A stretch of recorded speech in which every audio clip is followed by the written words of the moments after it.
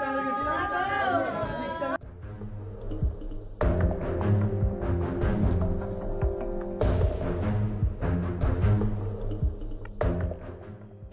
যা হয়েছিল ঠিক তাই ঘটল, তবে বাবা নয়।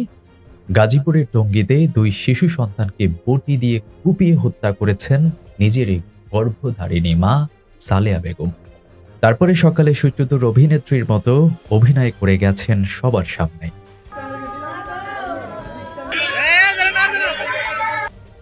এই কান্না দেখে কে বলবে নিজের গর্ভে ধারণ করা সন্তানদের নিজেই বটি দিয়ে কুপিয়ে হত্যা করেছেন? তবে কেন বা কী কারণে হত্যা করেছেন সে বিষয়ে কোনো তথ্য দেননি তিনি। ঘটনার পর জিজ্ঞাসাবাদের জন্য আটক করা হলে শুক্রবার দিবাগত রাত মধ্যরাতে পুলিশের কাছে তিনি হত্যার কথা স্বীকার করেছেন। গাজীপুরের মেট্রোপলিটন পুলিশের অতিরিক্ত কমিশনার জাহিদ হাসান এই তথ্য নিশ্চিত করেছেন। শুক্রবার বিকেল 4টার দিকে টঙ্গীর আরিজপুর এলাকার 8তলা ভবনের 3য় তলার একটি ফ্ল্যাটে দুই শিশু মালিহা আক্তার 6 বছর বয়স এবং ভাই আবদুল্লার বয়স 4 বছর রক্তাক্ত মরদেহ অবস্থায় উদ্ধার করেছে পুলিশ। এ সময় ওই ঘর থেকে রক্ত মাখা একটি বটি উদ্ধার করা হয়। নিহত শিশুদের বাবা আব্দুল বাতেন মিয়া ব্রাহ্মণবাড়িয়ার তাতুয়াকান্দি গ্রামের বাসিন্দা। তিনি স্ত্রী, 2 মেয়ে এবং 1 ছেলেকে নিয়ে বাড়িতে বসবাস করতেন।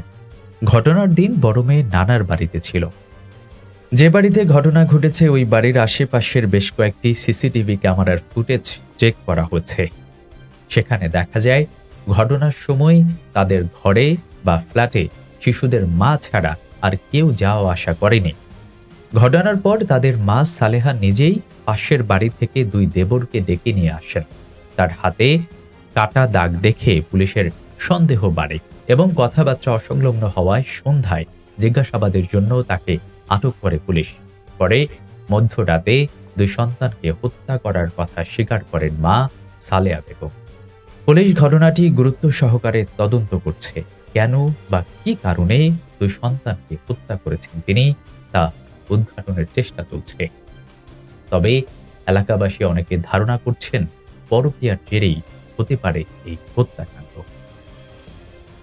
শিশুদের বাবা বাতেন বলেন, আমি কাউকে সন্দেহ করছি না, এটা ফ্ল্যাট বাসা, নিরাপত্তা প্রহরী রয়েছে।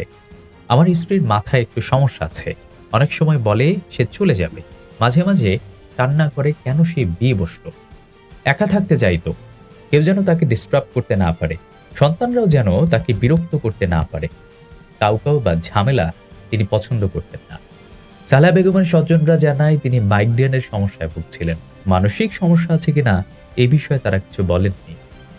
কিন্তু শিশুদের হত্যা করার পরে যে কান্নার অভিনয় তিনি করেছিলেন এবং যেভাবে বক্তব্য দিয়েছিলেন, কে বলবে যে তার মানসিক সমস্যা আছে?